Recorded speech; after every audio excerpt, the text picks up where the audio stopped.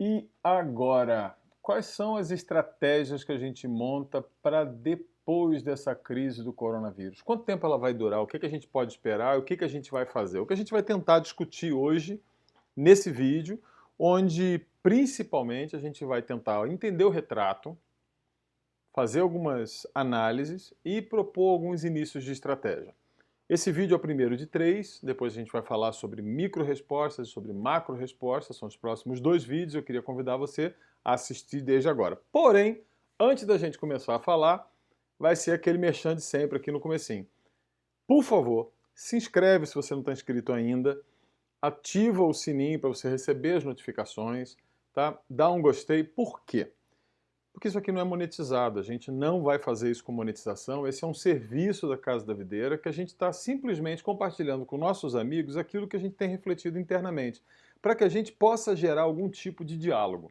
Então, eu tenho recebido alguns comentários e algumas mensagens de amigos, de pessoas no WhatsApp, tem falado, puxa, legal, que bom, gostei, isso e aquilo, outro, e a gente agradece muito por aqueles que estão participando, mas a gente só vai conseguir realmente levar uma mensagem legal se você ajudar, compartilhando, comentando e chamando os outros amigos. Olha, tem esse vídeo aqui, dá uma olhada. E a gente ouve os comentários para tentar continuar respondendo. Como no assunto sobre crianças houve mais interesse em alguns outros aspectos, nós vamos gravar mais alguns vídeos, né, fora das terças e quintas, para continuar aprofundando o assunto, talvez fazer uma playlist aí sobre o assunto, tá bom? Se você quiser continuar, continua comentando. Quem não assistiu os vídeos anteriores, volta nos vídeos anteriores, porque isso aqui é uma sequência, é um diálogo que está conversado. E eu espero que esse diálogo possa servir de alguma forma para que você aprofunde a sua reflexão durante esse tempo de crise, né? Vamos lá.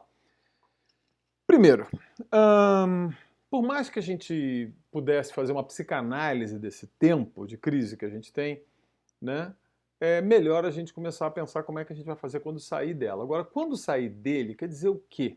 Né? Essa crise não vai durar pouco. Né? Se a gente for bastante realista, eu não estou sendo pessimista, realista, a gente pode pensar numa perspectiva de 2 anos. Se daqui a alguns meses a gente voltar a ter algum tipo de relação aí na rua, em alguns lugares públicos e tal, nunca mais vai ser do jeito que era, tá? E isso vai ser sucedido por uma série de outros momentos de abertura e fechamento, até que a gente possa, como tudo promete, né? Isso é um vírus do tipo SARS, então provavelmente a gente vai acabar desenvolvendo alguma forma de vacina e de imunização, mas isso, meu amigo, minha amiga, não vai levar menos de 2 anos. A finalidade dos vídeos de hoje é falar assim, bom, como a gente se prepara e começa desde agora, do centro da crise, a olhar para frente. A gente tem basicamente as seguintes olhadas para a crise. Tem, obviamente, uns 30% das pessoas que estão ainda naquela fase de negação, negando que a gente tem um problema sério no mundo, negando que o que está acontecendo. E a gente torce do fundo do coração que os piores cenários não aconteçam, os piores cenários não venham a ocorrer e que a gente realmente possa, né, ter que lidar com outros problemas, mais de ordem política, mais de ordem moral, né, com aquilo que pode vir por aí caso toda essa negação estivesse certa. Infelizmente, os dados e os números no mundo não mostram nessa direção. Bom, ao mesmo tempo, essa crise não é eterna, esse momento não é eterno. Aliás, daqui a pouco nós vamos passar a não chamar mais isso aqui de crise. Eu já vou dizer por quê daqui a pouquinho. Então, o vídeo de hoje começa olhando para o que nós temos na frente. Diante de nós, está acontecendo um fato histórico que eu acho que você devia marcar, porque você vai contar para os seus netos. Eu espero que você sobreviva a esse momento que a gente vive. Eu espero sobreviver também, eu espero que meus amigos sobrevivam também. E a gente vai poder contar, olha, eu vi o fim do século XX. O século XX está acabando agora, da mesma forma que o século XIX acabou em 1918, quando acabou a Primeira Guerra Mundial. Quando acabou a Primeira Guerra Mundial, mudou o mapa da Europa. É mudar o mapa mesmo. As fronteiras mudaram, os países mudaram, o modo de produção mudou. E a morte do século XIX foi a Primeira Guerra Mundial e o seu sepultamento Só foi acontecer mesmo em 1945, né? A partir daí começa efetivamente aquilo que a gente chama de século XX, que já vinha nascendo desde o século XIX. Que confusão é essa?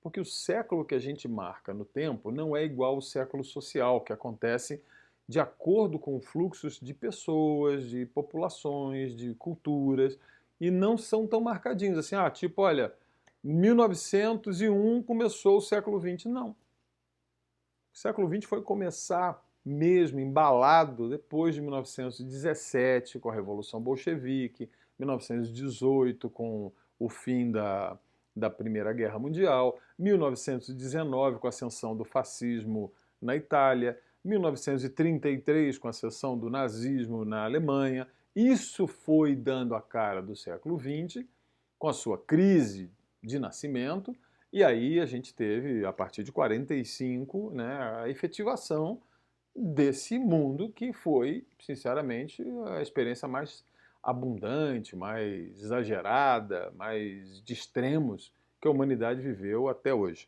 Bom, você pode dizer para os seus filhos e para os seus netos: eu estou assistindo o fim do século XX. O século XXI não começou no ano 2000, não, está começando agora. E está começando ainda com bastante incerteza, como a gente vai ver no fim desse vídeo. Bom, se a gente fosse traçar um retrato do que está acontecendo, a gente está vendo estranhamente que esse mundo de individualismo gerou uma proximidade forçada que pode inspirar novas relações sociais daqui para frente. Vamos definir 4 coisinhas que eu acho fundamentais para a gente marcar esse tempo. Primeiro, o que nós estamos vivendo, apesar de eu ter começado falando crise, para facilitar a nossa conversa, não é uma crise. Mas, como diz o Bruno Latour, é uma mutação permanente. O mundo, aceite você ou não, nunca mais será o mesmo. Não vai voltar a ser o que era. O que você estava acostumado até janeiro de 2020, assim, despeça-se, acabou.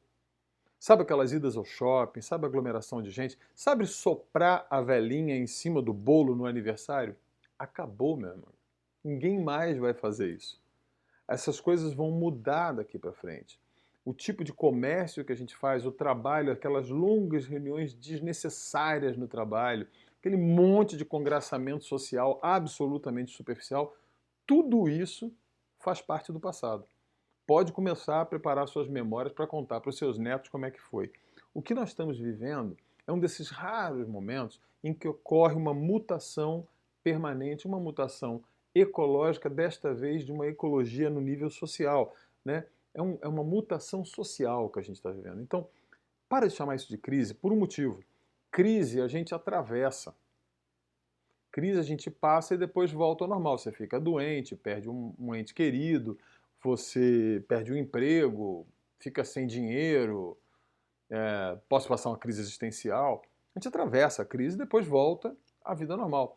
Esse não é um caso desse tipo. Nós estamos passando por uma mutação permanente das relações sociais e, se Deus assim quiser, ecológicas, de trabalho, de produção, e isso vai ter que mudar. A gente vai discutir isso um pouquinho mais com detalhe no segundo vídeo e no terceiro vídeo.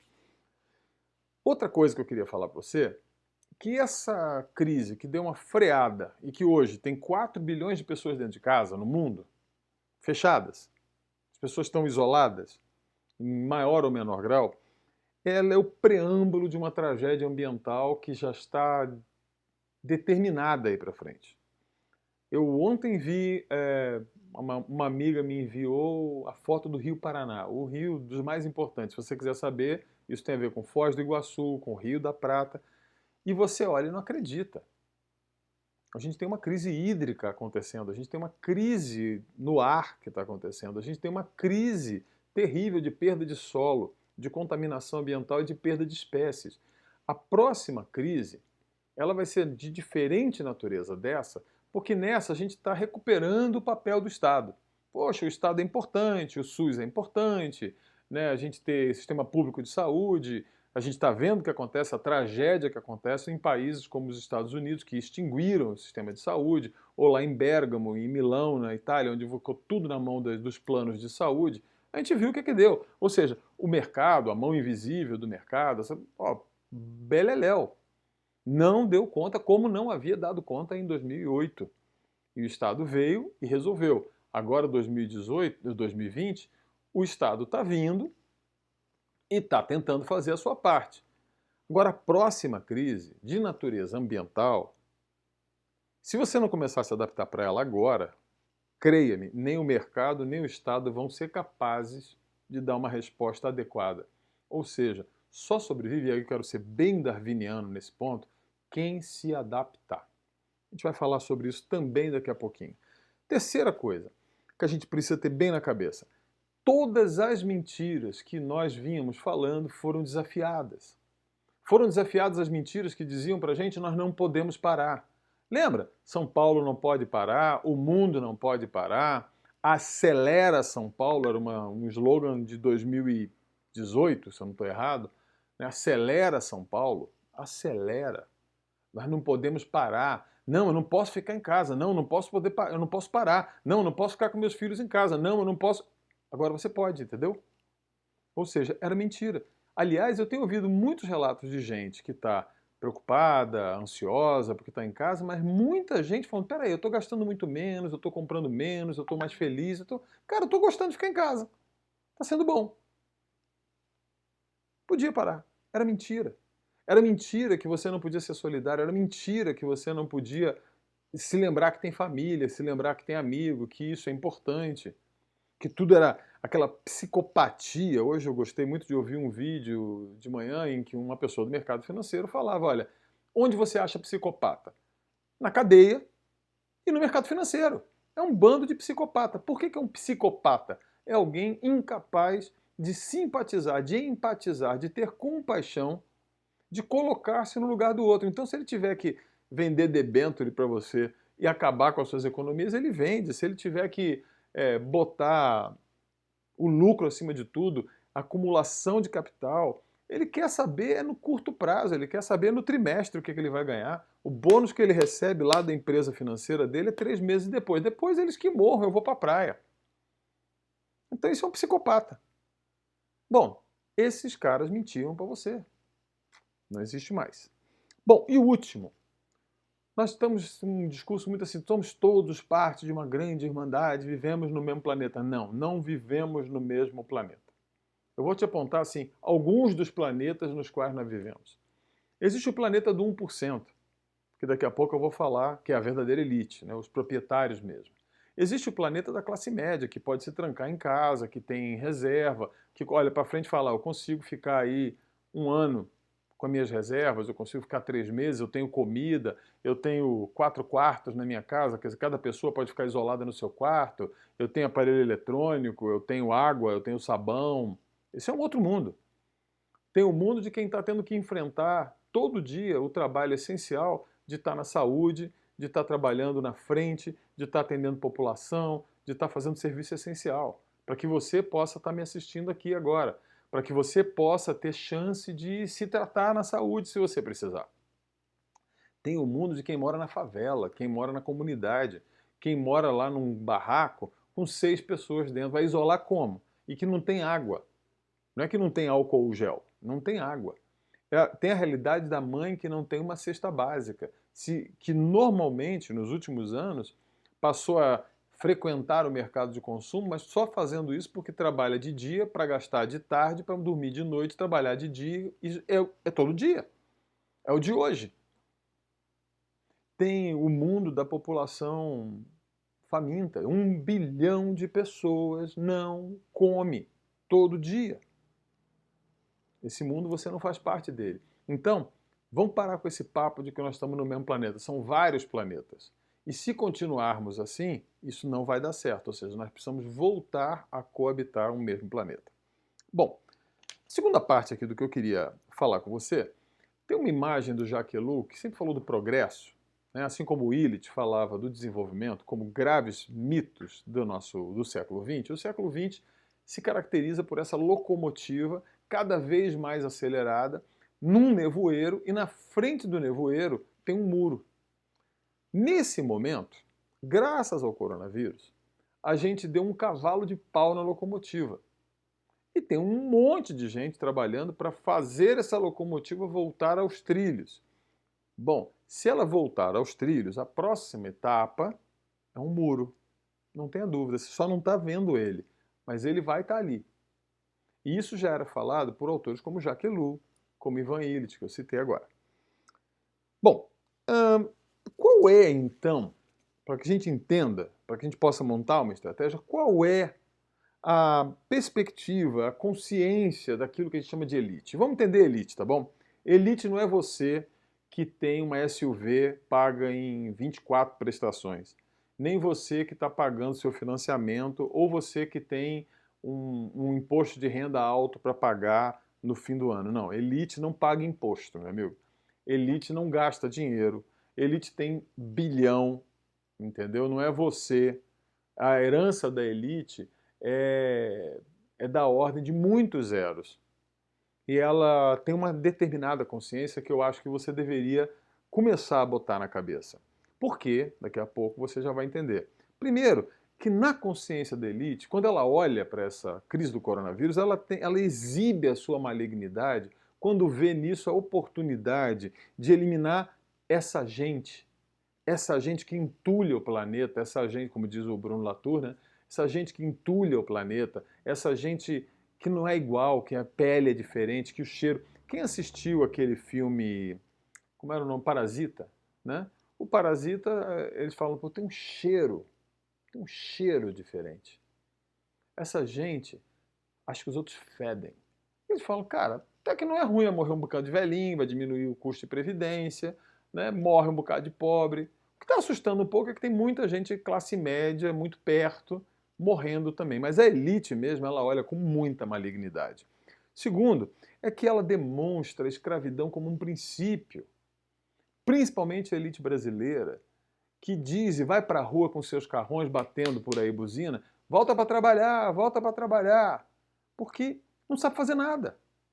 E aí depende dos escravos funcionando. E isso é a nossa marca no país. Você vai lá ler o Gessé Souza, lê A Elite do Atraso, vai lá ler esses livros, você vai descobrir que 400 anos de escravidão num determinado país, que é o Brasil, não ia ficar sem marca. E agora a gente está vendo a marca escravocrata terrível dessa elite. Terceira coisa é que para a elite a mutação está no radar. Mas está no radar há muito tempo. Sabe esse negócio de pesquisa espacial, fazer estação espacial? Não é porque o cara acha que vai para outro país, não é porque ele sabe que esse planeta aqui vai ficar inóspito e aí ele tem que criar tecnologias que permitam que uma pequena parte possa sobreviver num planeta extremamente inóspito. E creia-me, não é Marte, não é a Lua, é aqui. E essa tecnologia toda vai ser aplicada aqui, porque ninguém é maluco de botar avião, botar foguete, botar bomba, alguma coisa que vai levar alguém para Júpiter. Não existe isso. As pessoas sabem o que estão fazendo. Então eles sabem que tem uma mutação ocorrendo e eles estão jogando na pior parte desta mutação. Não tem ingenuidade na elite. Não tem vazou, saiu, aconteceu. Não tem ninguém ingênuo nisso. Terceira, última coisa também, penúltima coisa, né? Os sistemas de mando global que passaram a dominar o mundo nos últimos 5 anos, aproximadamente, né? Seja na Turquia, no Brasil, nos Estados Unidos, alguns países da Europa, na Itália, que a gente teve com Berlusconi, né? E agora esse Salvini que estava lá. Esses sistemas todos, esse domínio, ele está muito bem montado, porque é a legitimação do uso da violência. É o uso consciente da violência para manter uma massa, no mínimo, que ela tenha que continuar produzindo e que mantenha os privilégios dessa elite, usando para isso duas coisas, ou melhor, três coisas. Né? Primeiro, dando essas bandeiras, né? Essa bandeira de malignidade, na mão de uma classe média absolutamente ignorante de quase tudo. De quase tudo. E que sai para a rua para defender quem eles não são. E essa bandeira de mando é dada para a direita. E a direita está aí, né? E eu não tenho nada contra alguém ser de direita, ser liberal, ter uma visão conservadora do mundo. Isso aí é normal, isso aí faz parte, são visões diferentes de mundo. O que se chama de direita hoje São governos extremamente autoritários e pessoas extremamente autoritárias, pessoas principalmente doentes, e que estão indo para a rua para defender isso. Outra coisa é que a gente tem essa bandeira, essa maneira de ser na mão de gente armada, né, dos exércitos, das polícias, que estão defendendo, não são nem classe média, eles são empregados da brutalidade, chamados e convidados a expressar com toda a força aquilo que de mais animal a gente tem, de mais agressivo a gente tem, né? Outra coisa que a gente precisa entender é que se a direita erra ao assumir as bandeiras que são dessa elite, e se uma massa de gente proletária, de gente de nível educacional, não sofisticado que nem o da elite, serve de massa para fazer manobra, para fazer violência, para bater nas pessoas, para fazer isso tudo, a gente tem também erros na esquerda. A esquerda continua defendendo como bandeira a inclusão. Inclusão. Inclusão num mundo que acabou. A gente quer incluir pessoas num mundo que a gente tem dito aqui na Casa da Videira, a gente tem falado há muito tempo. Eu não quero fazer parte desse mundo, eu não quero que me incluam. E por que você vai trabalhar para incluir pessoas num modelo de produção extremamente danoso para o planeta, que destrói relações entre pessoas, que contamina o ar? Poxa, a gente fez uma política de inclusão nesse país durante 15 anos, que fez o quê? Aumentou o consumo, aumentou o número de embalagem, aumentou o número de plástico, a quantidade de plástico, a obsolescência programada. E a gente está falando, não, o que nós temos que fazer é incluir gente na classe média. Você não incluiu ninguém na classe média. A classe média é um fenômeno social. Você incluiu no mercado de consumo. Você enriqueceu mais ainda os proprietários dos meios. A esquerda também erra quando fica pensando em redistribuição. Redistribuição do quê, cara pálida? Das benesses de um sistema terrível. A gente não está falando, não tem coragem de falar as palavras que agora estão forçadas. Eu fico pensando no Sérgio Latouche, que fala de decrescimento, e a gente insiste, não, tem que crescer, tem que crescer. Bom, e agora? Vai distribuir o quê? Não vai distribuir coisa nenhuma. Talvez haja outro tipo de abordagem que não seja a redistribuição, mas seja um outro tipo de discurso, uma outra maneira de falar, e dizer assim, eu não quero. E a grande resposta para quem quer me redistribuir essa riqueza toda é dizer, não, eu quero uma vida mais simples. Não, obrigado. Não, obrigado. Vamos lá. Outro erro da esquerda que insiste numa proposta revolucionária do século XIX, da Revolução Industrial, de que a gente luta contra a máquina, de que a gente trabalha em cima de uma massa operária, que despreza os camponeses. Não se esqueça que, no ponto de vista marxista, o campesinato ele está numa etapa anterior. Ele precisa evoluir para se tornar um operário, para se tornar um trabalhador de fato. O lumpenproletariado também não está incluído. Ou seja, a gente continua com um discurso revolucionário, industrialista, que a gente vai fazer a ditadura do proletariado, a gente vai distribuir a propriedade para todo mundo, para que todo mundo seja proprietário. Não! Continua essa visão revolucionária, daqui a pouco. Aí o que você põe no lugar? Daqui a pouco eu já falo. Bom, e nesse sentido, quais são os cenários que a gente tem à frente? Vamos lá para a última etapa do vídeo, nos últimos 5 minutinhos aqui.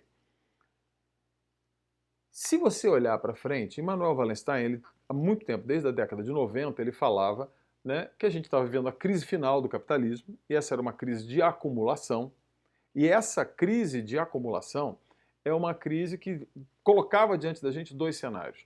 Ou um mundo mais democrático, mais solidário, mais localizado, com menos globalização, com mais solidariedade entre as partes, ou um mundo mais distópico, mais autoritário, completamente não democrático. Sinceramente, eu acho que é o que mais aponta por aí. E a gente está diante desses dois cenários agora colocados, impostos por um troço que você não vê, um vírus, que entra aí pelo seu nariz e que pode matar você da hora para outra. Bom, qual seria a postura, né, que a gente deveria ter e qual seria a estratégia? Primeiro, se a gente vai passar para um mundo mais solidário, mais democrático, mais localizado, ou se a gente vai estar num mundo mais globalizado, mais autoritário, mais antidemocrático, mais violento também, em qualquer dos dois cenários a gente vai ter que assumir alguma postura que seja talvez diferente de ambos. Vamos lá. Primeira estratégia. Eu queria usar aqui o vírus como metáfora, tá? O vírus, o coronavírus, ele serve muito como uma metáfora que dá indicações de como a gente pode responder e preparar para a próxima etapa. Primeiro, a gente precisa aprender a imitar um vírus e usar a estratégia do espalhamento. Ao invés de fazer uma estratégia de concentração, de grandes acontecimentos, de paradas que chamam muito a atenção, a gente precisa aprender a se espalhar. Há muitos anos eu falo que as pessoas boas, as pessoas crédulas, as pessoas de bom coração, elas se assemelham muito a esterco. Quando você junta, fede. Quando você espalha, aduba. Eu espero que essa metáfora sirva para você entender o que eu estou falando. Quanto mais você capilarizar, quanto mais você se espalhar, quanto mais você contaminar, quanto mais você tem chance de viver e descobrir as rachaduras que o sistema que vier terá. E nele aprender a viver. Segunda coisa é invisibilidade. A gente vive ouvindo aqui, por que você não está no Instagram? Por que você não bota no Facebook? Por que não bota no WhatsApp? E não sei o quê. Meu irmão, tu já viu o vírus aparecendo e sendo visível? Olha eu aqui! Tem até aquela memezinha que aparece do vírus no poste de luz ali, doido para pular em cima de você, né? Aquela plantinha crescendo no fio elétrico e o cara falando, ó, o vírus ali. O vírus não faz isso, ele é invisível. Essa é a grande possibilidade que a gente tem de fazer na próxima etapa alguma diferença. Se tornar invisível. É acreditar que o seu pequeno grão de mostarda, o seu pequeno ato de fé, a sua pequena atitude local tem uma capacidade ecológica muito maior, uma capacidade social de transformação muito maior, e a solidariedade entre locais é a grande chave que a gente tem por aí. Terceira coisa é não ter medo de ser pequeno. As pessoas têm um medo horrível de ser pequeno. Ah, o que você vai conseguir se você não fizer isso, se você não entrar num partido, se você não montar uma indústria, se você... Cara, muito. O negócio é ser pequeno. Já dizia o Schumacher. Não o Schumacher piloto, tá? É o Schumacher escritor, tá? Vai procurar O Negócio é Ser Pequeno, um bom livro para você ler. Não tenha pequeno. Usa isso como vantagem. O fato do vírus ser muito pequenininho é uma tremenda vantagem. Você carrega ele, você não está nem vendo que você está carregando ele. Ele vai passando e você não enxerga ele. Começa um por um. Foca no grupo familiar, foca no grupo de amigos que você tem, com quem você trabalha. Não tenha medo de fazer isso. Aposta na via reprodutiva. Sabe o que um vírus faz? Ele entra numa célula, ele assume o controle daquela unidade e ele coloca aquela unidade para começar a se replicar. Ele começa a se reproduzir. Ele que é uma partícula de proteína voando por aí, que não está nem viva, na hora que ele entra numa célula, ele se torna extremamente vivo, porque ele coloca a célula toda para produzir outras réplicas de si. Então, entre nas estruturas no seu bairro, na sua casa, com as suas crianças e aprenda a se reproduzir, cara. Aprenda a conversar, aprenda a demonstrar, guie pelo exemplo, mostra que é possível fazer coisa diferente e começa a botar gente para te imitar. É isso aí. Bom, outra coisa, aborte a via revolucionária. Eu vou falar aqui uma palavra que eu acabei criando. Assuma uma via dissolucionária. A gente precisa dissolver esse sistema que nos trouxe até aqui. Esse sistema de compras, esse sistema de consumo, esse sistema de uso de energia, esse sistema de uso de água, esse sistema de uso de terra precisa ser dissolvido, a concentração de terra precisa ser dissolvida, a concentração de imóveis urbanos, a própria concentração de pessoas em cidades, isso precisa ser dissolvida. A via revolucionária, ser você o próximo ditador, não me interessa. Não me interessa se tem um ditador de extrema-direita absolutamente mentecapta. Ele é tão ruim quanto o próximo ditador. Eu não quero ditador nenhum. Não é o dominado de hoje virar o dominador de amanhã. É um mundo sem dominados e sem dominadores. Sabe como é que a gente faz isso? Quando a gente abre mão de querer dominar sobre o outro. Então, isso a gente só faz pela via dissolucionária. E eu quero convidar você pela dissolução, a dissolução dessas relações, a dissolução do modo de produção, a dissolução da dependência do dinheiro, a dissolução da educação que só vem por uma via, que não consegue encontrar outros caminhos. A gente está com todas as portas aí abertas para isso. Principalmente, e por último, a grande estratégia é a solidariedade. É um ao outro. É ser solidário. E com quem? Com quem estiver próximo de você, meu amigo. Você ser solidário lá longe, até um bom começo, mas você precisa ser solidário com quem está do seu lado, ao alcance da sua mão, com os recursos que você tem. Creia-me, isso é a estratégia do vírus, isso é viral, isso se espalha, isso tem uma capacidade muito maior do que grandes programas por aí. Bom, para dizer de solidariedade, eu queria recomendar para você algumas coisas. Eu vou deixar aqui na descrição do vídeo um link para a CUFA, a Central Única de Favelas, que está com uma campanha muito legal de arrecadação e que a gente está se envolvendo junto, está participando, está contribuindo também, e queria convidar você a clicar no link, entrar lá, porque eles estão dando para mães, para mulheres dentro de favelas, é pouquinho, é uma cesta básica para cada mãe, R$ 120, mas o suficiente para elas passarem aí com comida, não ficar com fome. A Central Única de Favela faz um trabalho muito sério. Um outro link que eu vou deixar, que está aí no... Vou deixar também o link para você assistir o Greg News, que falou sobre os profissionais de saúde, é a campanha Mais Que Palmas, que está fazendo um trabalho de ação política para privilegiar os profissionais de saúde que nesse momento estão fazendo um trabalho extraordinário. Então, por favor, veja isso. E eu quero recomendar para você alguns dos sites. Eu vou deixar aqui na descrição do vídeo o site do Bruno Latour, com vários artigos em inglês. Eu vou deixar aqui o site do Meteoro Brasil, que é um pessoal que eu tenho uma paixão, um carinho, um trabalho jornalístico fantástico, e, por favor, se inscrevam lá com eles, né?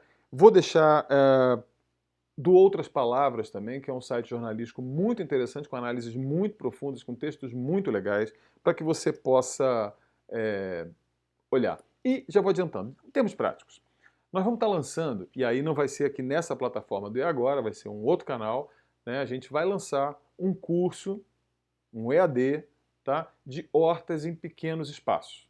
Nós vamos lançar hortas urbanas em pequenos espaços, como você, a partir do seu apartamento, a partir da sua casa, e apontando para o pós-crise, já como proposta, como a gente vai poder fazer hortas comunitárias. Você está vendo a falta que está fazendo ter comida boa perto de você. Aqui em casa nós estamos comendo muito bem, obrigado. Né? Então a gente vai ter alguns módulos, vai ser um curso para se inscrever, não é um curso, nem vai ser gratuito, nem vai ser caro, mas também não vai ser aqui nesse modelo que você está vendo aqui. Mas a gente vai ter um curso de hortas em pequenos espaços, a gente vai chegar desde a horta, desde a compostagem, desde a preparação do solo, até culinária. Tá? Eu espero que você possa participar nos próximos dias, próximos vídeos, a gente vai dar mais detalhes sobre isso. A gente vai convidar alguns amigos muito interessantes, que fazem trabalhos muito interessantes, não só aqui na região sul, mas também no Nordeste, no Norte, no centro do país também. Então, aguarde que esse curso vai ser quente, eu garanto que você vai gostar bastante. E eu queria recomendar hoje um livrinho, né? Já que eu citei o autor, esse aqui, ó. O Fim do Mundo Como a Gente o Conhece. Eu só tenho a versão em inglês, eu não sei se tem a versão em português, né? O Fim do Mundo Como a Gente o Conhece, de Manuel Wallenstein. Esse é um livrinho de 1999 e que eu estou revisitando ele agora. Eu li ele naquela época, em 1999, e é onde ele fala, olha, vai acabar, vai acabar. Bom, pessoal, acabou. Que nem esse vídeo que acaba de acabar. Para mim foi um prazer enorme estar com você. Eu espero que você tenha gostado. Deixe seu like, compartilha, chama os amigos para ver, deixa seus comentários, não tem problema. Deixa seu dislike também se você não gostou, que também tá tudo bem, tá bom? Um abraço. Só seja educado. Por favor, seja educado.